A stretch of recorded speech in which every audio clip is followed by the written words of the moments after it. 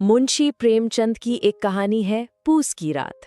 ये कहानी एक बहुत सीधा सा लेकिन बहुत गहरा सवाल पूछती है कि क्या मेहनत का फल हमेशा मिलता है। ये कहानी ना सिर्फ एक किसान की नहीं है, ये उस बेबसी की कहानी है जब लगता है कि पूरी की पूरी व्यवस्था ही आपके खिलाफ खड़ी हो।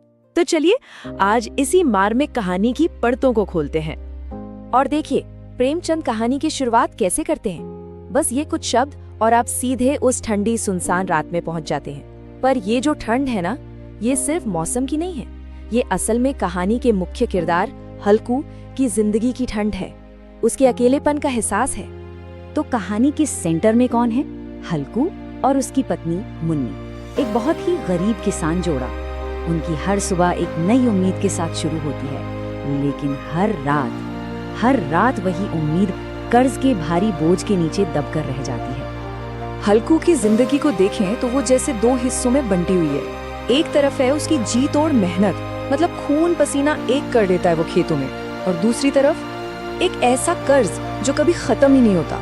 वो बेचारा जो भी कमाता है वो सीधा चला जाता है महाजन की जेब में, और ये एक ऐसा चक्कर है जो उसे कभी गरीबी से निकलने ही नहीं देता। कहानी शुरू होती है एक ऐसी दुविधा से जो सच में दिल तोड़ देती है। सोचिए, मुन्नी ने एक एक पाई जोड़कर 3 रुपए बचाए हैं। क्यों? एक कंबल के लिए, ताकि हल्कू पूस की उस जानलेवा ठंड में खेत की रखवाली तो कर सके। लेकिन दरवाजे पर कौन खड़ा है? महाजन। अब फैसला करना है, कंबल या कर्ज।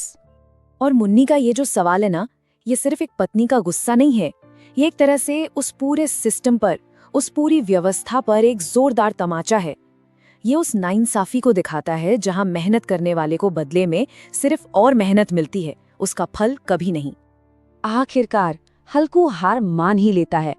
वो पैसे महाजन को दे देता है और बिना कंबल के निकल पड़ता है उस रात का सामना करने। और यही रात इस कहानी का दिल है, वो खेत की ठंडी सर्द रात। अब सीन खेत का है, चारों तरफ घना अंधेरा। हल्कू बिल्कुल अकेला है, हाँ, सिवाय अपने वफादार कुत्ते झबरा के, और ओढ़ने के लिए बस एक पतली सी चादर। यहाँ उसका असली दुश्मन, आप सोचिए, कोई जानवर नहीं है, उसका असली दुश्मन है वो जानलेवा ठंड जो हड्डियों तक को कंपा रही है। इतने भयानक अकेलेपन में झबरा का साथी हल्कू का एकमात्र सहारा है। और प्रेमचंद यहाँ क्या खूब दिखाते हैं इंसान और जानवर के बीच का वो गहरा रिश्ता, जहाँ एक बेजुबान दोस्त की मौजूदगी ही सबसे बड़ी हिम्मत दे जाती है। रात और गहरी होती जाती है और अब कहानी एक ऐसे मोड़ पर आ पहुंचती है जहां एक तरफ प्रकृति का कहर है और दूसरी तरफ हल्कू के मन का संघर्ष। दोनों आमने सामने हैं और यही वो पल है जो सब कुछ बदलने वाला है। और तभी खेत में नील गायों की आहट सुनाई देती है। अरे, ये तो वही खतरा है जिससे अपनी फसल बचाने के लिए हल्कू इस ठंड में यहाँ बैठा है। उसका कुत्ता झबरा जोर जोर से भौंकता है, मालिक को जगाने की पूरी कोशिश करता है।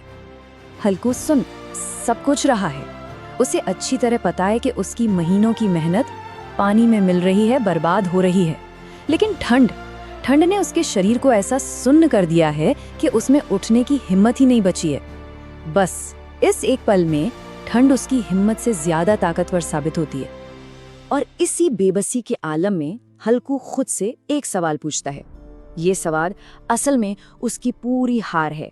एक ऐसी सिचुएशन है जहां उसे लगता है कि अब इससे बुरा और क्या ही हो सकता है। और फिर वही होता है जिसका डर था। उसकी महीनों की मेहनत, उसकी सारी की सारी उम्मीदें सब जानवरों के पैरों तले कुचल दी जाती हैं। उसकी रोजी रोटी उसकी आंखों के ठीक सामने खत्म हो रही है। और यही कहानी का सबसे बड़ा विरोधाभास है। सोचिए, एक तरफ उसका पूरा भविष्य तबाह हो रहा है और दूसरी तरफ हल्कू बस आग के पास बैठा है। उस एक पल के लिए आग की वो गर्माहट उसे अपने भविष्य की चिंता से ज्यादा जरूरी लगती है। शायद एक ऐसे भविष्य की चिंता जो उसके लिए कभी अच्छा था ही नहीं। खैर, जैसे तैसे रात बीत जाती है, लेकिन सुबह अपने साथ कहानी का सबसे गहरा, सबसे विडंबनापूर्ण मोड़ लेकर आती है।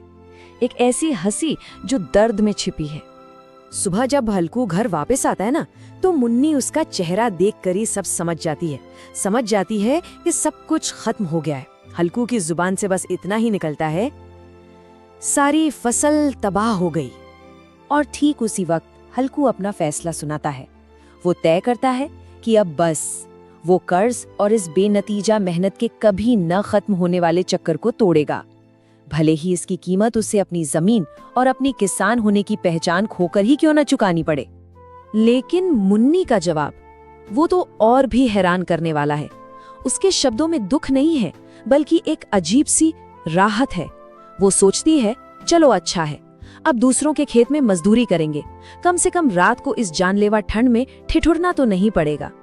और फिर वो दोनों हंस पड़ते हैं। ये कोई खुशी की हंसी नहीं है, नहीं, ये दर्द की हंसी है, लाचारी की हंसी है, और सब कुछ खो देने के बाद जो एक अजीब सी आज़ादी मिलती है ना, ये उस आज़ादी की हंसी है। तो सवाल ये उठता है कि आखिर ये कहानी हमें सिखाती क्या है। देखिए, पूस की रात सिर्फ हल्कू की कहानी होकर नहीं रह जाती, ये एक बहुत बड़ा सामाजिक संदेश है, एक ऐसा मैसेज जो आज भी उतना ही सच है जितना 100 साल पहले था। प्रेमचंद यहाँ दो बहुत बड़ी बातें हमारे सामने रखते हैं। पहली कि ये कहानी भारत के उन करोड़ों किसानों की आवाज़ है, उनका दर्द है, जो मेहनत तो करते हैं पर मलाई कोई और खा जाता है। और दूसरी बात कि गरीबी इंसान को सिर्फ तोड़ती नहीं है, वो उसे हालातों पर व्यंग से हंसना भी सिखा देती है। बिल्कुल वैसी ही हंसी जो हमें हल्कू और मुन्नी के चेहरे पर दिखाई देती है।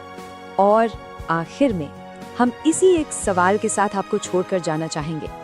जब किसी इंसान को अपनी पूरी बर्बादी में एक तरह की राहत महसूस होने लगे, तो ये उस सिस्टम के बारे में क्या बताता है जिसमें वो, इस पर सोचिएगा जरूर।